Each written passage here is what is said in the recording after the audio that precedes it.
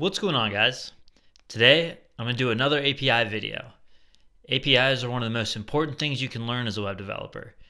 It stands for Application Program Interface. It's basically just a way for apps to talk to each other. For example, Spotify has an API that lets you grab data from their database, like artists and albums, and there will also be documentation on how you can use their API to fetch their data. And in this video, I'm going to show you how to use an API with this weather API. We'll grab current weather and forecasted weather for a specific location. And I'll show you how to reference the documentation, how to parse the data, and render that data so you can work with APIs yourself. So let's get into it. So you can go to WeatherAPI.com here, and then go to the docs, the documentation. It says WeatherAPI provides access to free weather and geodata via JSON or XML RESTful API. It allows developers to create desktop, web, and mobile applications using this data very easily. We provide the following data through our API. So you got real-time weather, 14-day weather forecast, historical weather. Let's see, there's daily and hourly intervals. So all kinds of cool stuff. Getting started here, you need to sign up. So it's just a username and password. And then you can get your API key. And what an API key is just a unique string that identifies and authenticates your app, which is essentially a username and password to, get access to their app and get their data. And then once you create the account, you can start using the API right away. They have an API Explorer, so you can kind of piece together the API and then see the response without having to, run any code. Just kind of do it right on the website, which is pretty cool and can come in handy if you get stuck. Authentication, API access to the data is protected by an API key, so we will set that up. And then you have your request URL. So request to the WeatherAPI.com. API consists of a base URL and API method. You can make both HTTP or HTTPS requests to our API. So we'll send a GET request to this API, and then we have these different options. So it'll be like, WeatherAPI.com/version1/ if you want the current weather /current.json to get JSON back, or .xml to get XML back. And then forecast, same deal. And then you can tack on request parameters. So request parameters are, if you're on the URL up here, and then you'll see sometimes like question mark, and then author equals tech check. Make sure you like and subscribe. And then like an ampersand and like post equal 10. And so these are just different request parameters. And that's how you would add those. And so these are the possible, and some are required and some are optional request parameters. So key, we will need our API key. It'll be key equals that long string. And then Q, this is kind of the query parameter. You see this in a lot of APIs. Query parameter based on which data is sent back. It could be the following. So you could put in a city name, get the weather for your city, or a specific zip code, and things like that. It's very cool. Even IP address, pretty crazy. Days required only with the forecast API. So if you're doing a forecast, let them know how many days you want forecasted ahead. So, and yeah, so then a lot of optional request parameters as well. Pretty cool. So let's dive into this. I'm gonna go to my account. I've already created an account. I'm gonna log in. Again, just a username and password, so it's easy to create an account. And then right in the dashboard, once you're signed in, you'll see your API key here. And then you can click copy to copy that API key. And then let's see, go back to the docs so we can reference this as needed.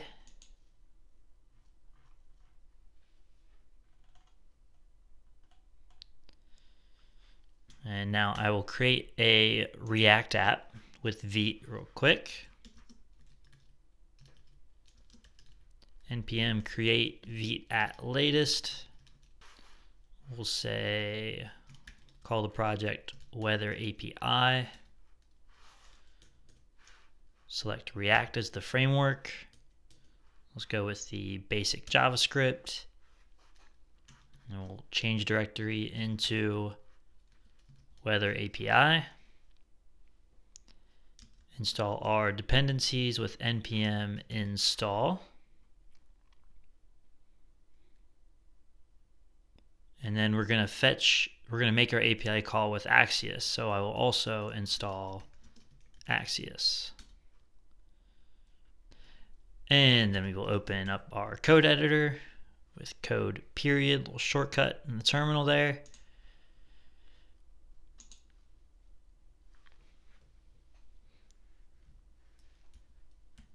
Let me make this a little bigger here. app.jsx, this is kind of our little default home page. And then actually the first thing I'm going to do is add a environment variable with our API key. You typically want to make environment variables for that because it's sensitive data and you don't want it to be, publicly viewed in your code. And so you create an environment variable and then you can use that variable in your code instead of showing the sensitive data. And those are usually capital letters, so we'll call it, let's see, WeatherAPI key equals, and then I'm going to paste the API key that I had earlier.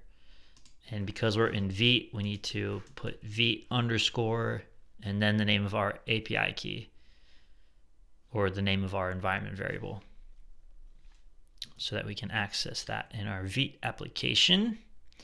Let's see. So we have the .env file, and then I'm just going to go ahead and toss this in the get ignore.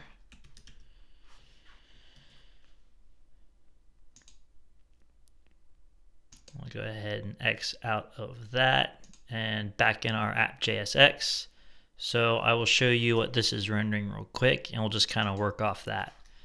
So I'll start my development server with npm run dev. And then I'll hold command and double click this to open up at localhost 5173. So we have a couple icons, a heading. We have this button that is showing the state of the count. And when we click it, it updates the state. So we'll just use this button to make our API call. We'll see some data in the console over here, and we'll display some data. So let's see. I'll come back to this documentation in 1 second. Let me put my code editor on the left side here because I will just keep going the wrong way. So we have our button here with the on click event, setting the count, updating the count. We can get rid of that and just use this on click on this button, and we'll make a function called make API call. And then the button text here, we'll just say make API call. And then we will we'll comment that out for now. And we will import axios from axios so that we can make our API call. And the way we do that is, well, first let's create this function that we made. We named it make API call. And now this is the function that'll run when we click that button. And we can do whatever we want in here. So axios.get to make a GET request, which takes a string of the URL that you want to send the GET request to. And you could do a normal string, but I'll be doing backticks so we can use the environment variable, which will get converted to a string. And so let's see. Now we will need back to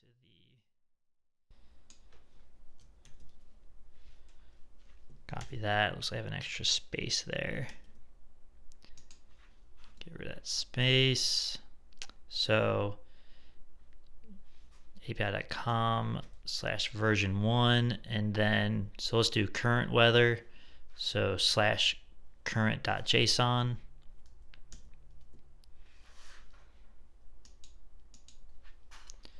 So /current.json. And then we have these request parameters, and the key is required. That'll be our API key.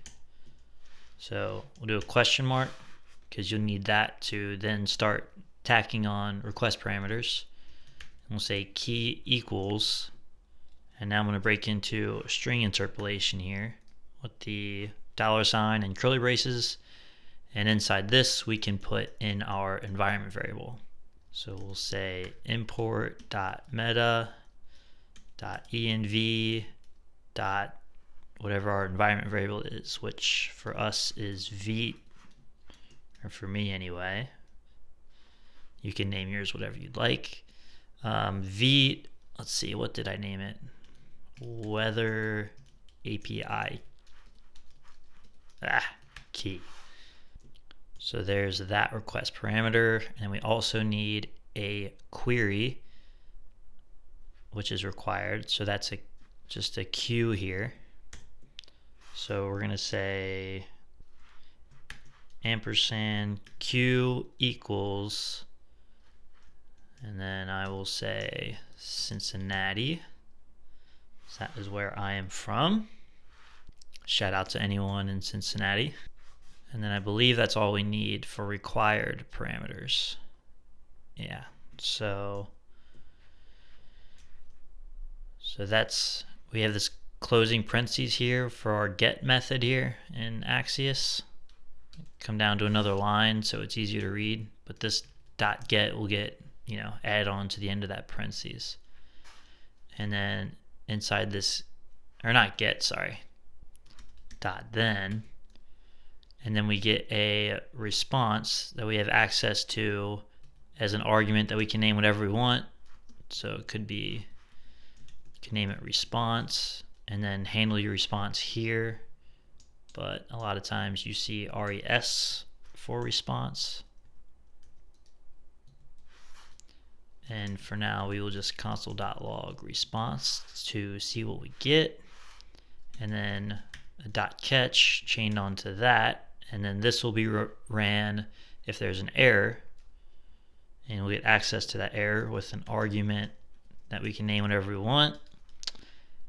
And then do whatever we want with that. And again, a lot of times you'll see that shorthanded with ERR there. And also for now, we will console.log the error. So hit save. We have make API call that will get called when that happens. Button on click, make API call. Think we are good. So come over here. I'm going to open up the console with Option Command J on Mac, and I'll click make API call, and we have a response logged here. It's got a data property, which is typical in responses from APIs, which usually holds your data. And then this is the current. Open up current. So we have condition, partly cloudy. Feels like underscore F feels like Fahrenheit, 3.9 degrees. Yeah, it's very cold here. It is a cold week in Cincinnati. Let's see, temperature Fahrenheit. The actual temperature is 16 degrees. Very cold. It's terrible. And so let's see. Let's kind of dig into this data a bit. So we got a response, and then data, and then current. So we got response dot data dot current, and let's save that and then see what we have. So now it's just this object containing this stuff. And so let's say we want to get the temperature in Fahrenheit. You would just do dot temperature underscore F. And then we can make API call again, and 16 degrees. And so that's kind of how you work with data on APIs, is you kind of can start console logging and just see what you're working with, and then kind of drill down into the data to get what you want. And then, if you want to just use that on your front end, we'll bring back this set state here. So we'll just call it temp and set temp. We'll call it null by default. And then in our response here, instead of just console logging it, we will set temp. Then I will just go ahead and grab this guy, set temp to, response.data / current / temperature Fahrenheit. And then let's see, we have the heading there. Let's just go underneath the heading. And then let's check for temp.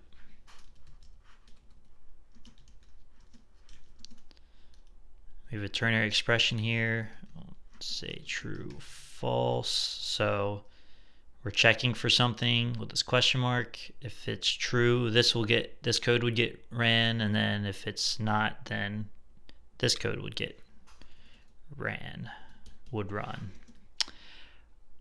So let's see, if there is temperature, we'll do a paragraph tag, current temperature, say temp. Getting my emojis here, do a little temperature. Let's say Fahrenheit. And so that'll get ran if it's true, and if not, we just won't render anything. Save that. Then we will make our API call. Current temperature, 16 degrees. Awesome that it showed. Awful that it's that cold. So let's do a 5-day forecast and display that here. And then we'll have like an array we can work with.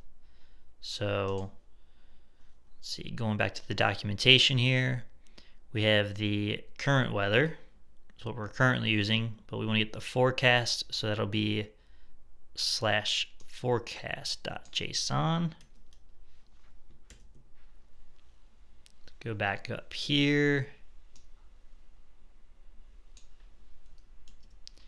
Forecast.json.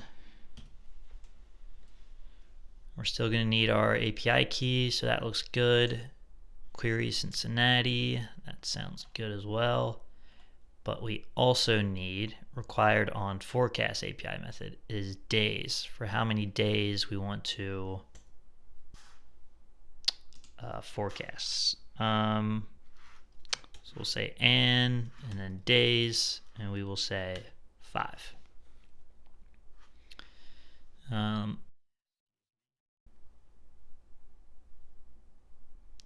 And now this data might be different this time around.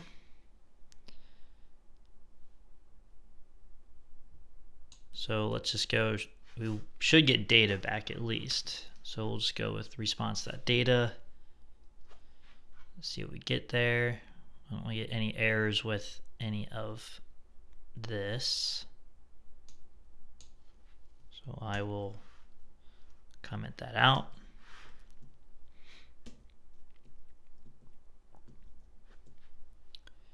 Make API call. Okay, I think we're good.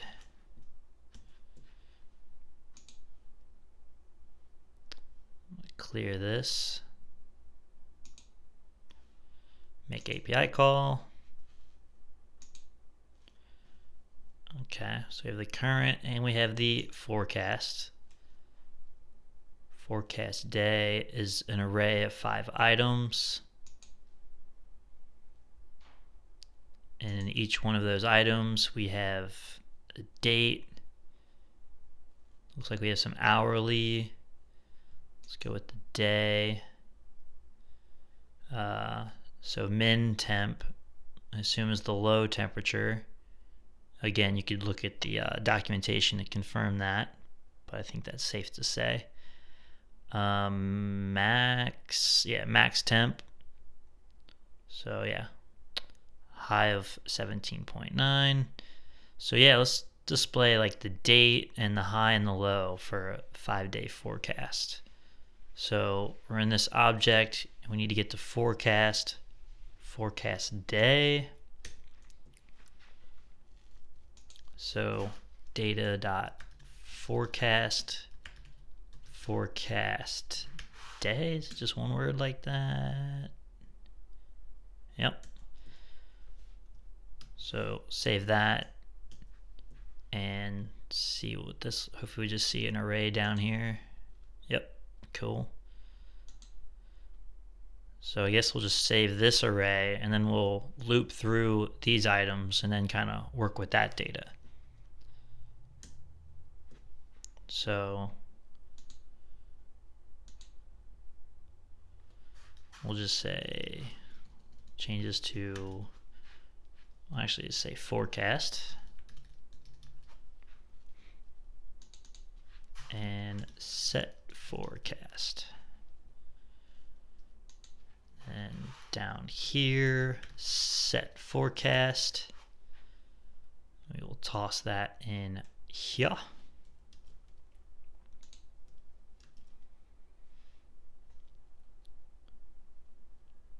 And so we will loop over this array forecast. I guess I'll just start it as a empty array. It's the initial state. I'll just go under this. Leave that there for reference.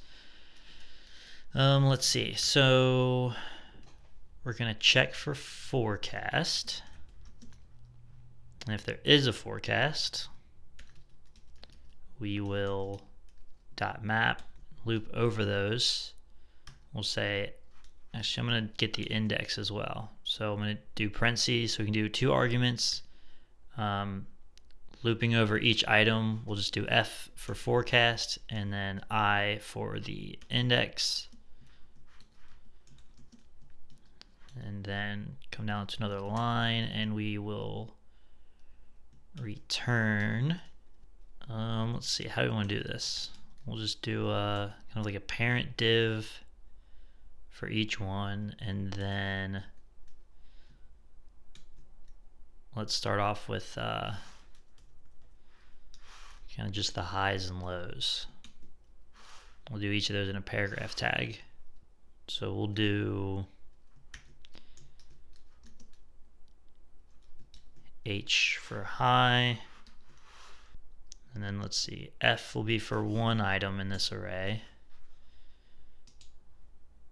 And I'm going to see what we're working with here. So F will be the one item in the array. And then we will go to day and max temp F. So F dot day dot max temp F, I think it was. So this day max temp F. Okay, yeah, it looks good. So then I guess we're gonna be doing the same thing, and then min temp F.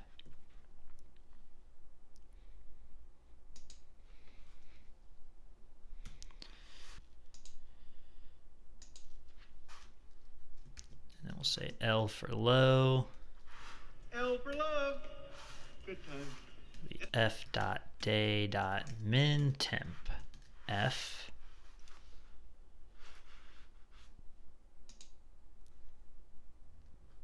And let's see what this looks like. But first we have to finish out. So forecast, and then all this if it's true, and then render nothing if null. So save that. Make API call. Hey! Okay, so they're all vertical. So we'll do like a display flex. Looking good so far. Actually, I think we're gonna have to do a parent div on top of all of this. And put a flex around all that, because if we do it in here, that would be flex on each individual div. And just flex on each individual div won't really line them all up with display flex. So I'm just gonna do a down and dirty style tag right in the middle here. So the parentheses breaking into JavaScript, I'm just throwing in an object, and I'm gonna say display flex. Save that. Okay, getting there. They're right on top of each other. So let's add one more little piece of style here. Margin right, and let's say 25 pixels.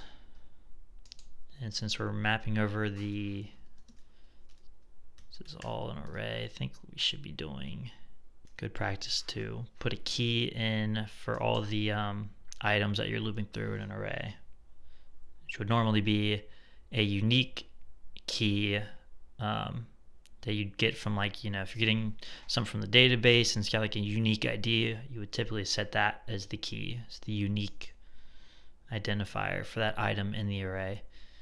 But this is good enough for now, just the key of the array. So 0, 1, 2, 3, 4, etc. as you loop through them. Okay, so let's see what that looks like. Hey, nice, looks good. High low. So let's put the date up here, and the date was not inside of day here, so F was our little item here.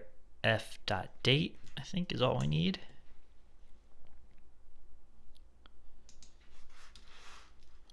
Do another paragraph tag above those. F dot date.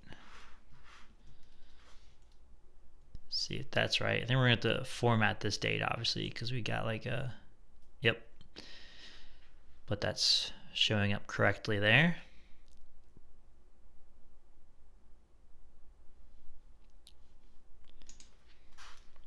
Show day in JavaScript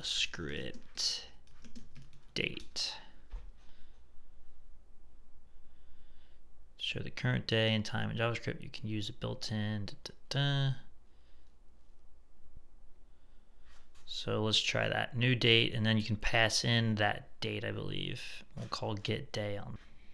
I think that's a thing. So this is our date. We'll say new date. We're going to pass that into the JavaScript date, and then dot get day. Let's see. 3,000 errors. Huh. 1, 2, 3, 4, 5. Okay. show weekday.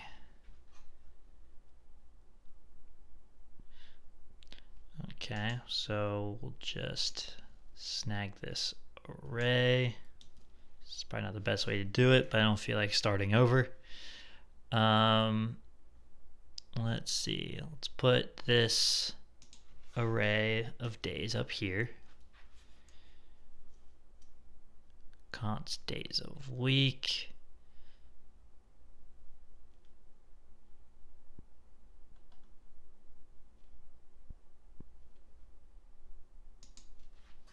And we will say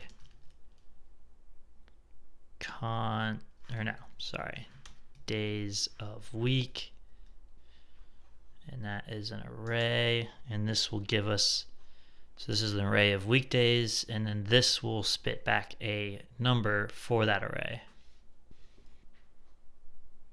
It's not liking this.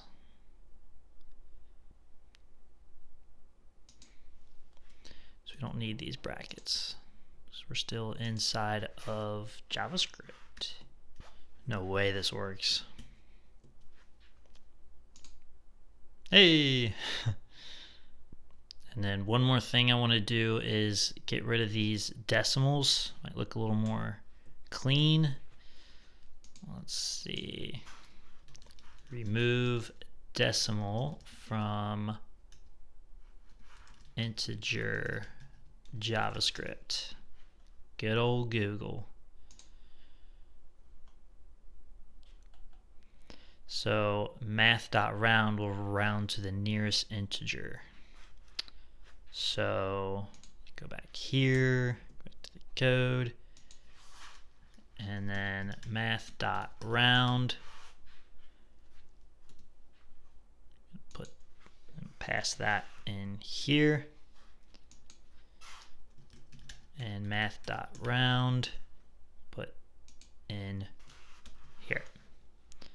Save that.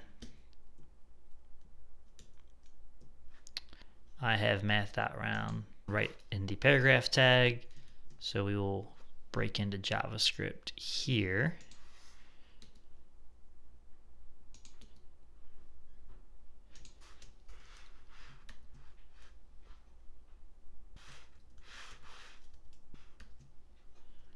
Okay, so these are outer parentheses because everything inside of that is JavaScript. We're doing math.round and passing the temperature with the decimal point into math.round.